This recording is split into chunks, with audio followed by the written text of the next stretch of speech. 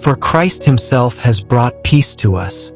He united Jews and Gentiles into one people when, in his own body on the cross, he broke down the wall of hostility that separated us. Ephesians 2 verse 14.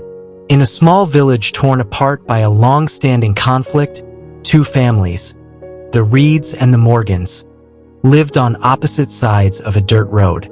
For generations, bitterness ruled their hearts. Stories of betrayal and loss were passed down like family heirlooms. Children were taught not to talk, play, or even look at the others. A broken fence between their homes stood like a monument of hate, weathered, sharp, and stubborn. One stormy evening, a fire broke out in the Morgan household. Flames engulfed the small cottage while shouts for help echoed into the night. Most of the neighbors were afraid to cross that old fence. But young Ella Reed, just 12 years old, didn't think twice. She jumped over the broken fence, sprinted into the flames, and helped carry the Morgans' little daughter to safety. She was burned, her hands blistered, but the little girl lived.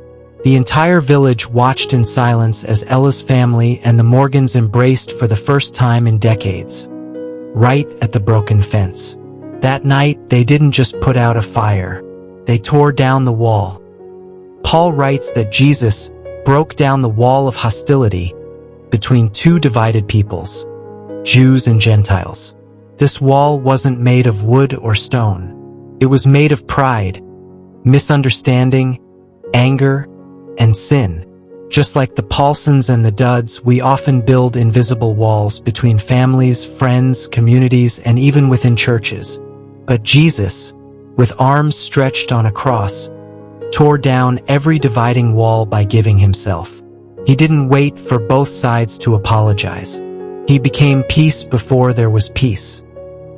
Maybe there's someone in your life you've built a wall against because of hurt, betrayal, misunderstanding, or silence. Jesus is our peace. And if he lives in us, we are called to be wall breakers, not wall builders. You might not be able to change others' hearts, but you can jump the fence with love, forgiveness, and courage. Let's be the ones who tear down walls and build bridges, just like Jesus did.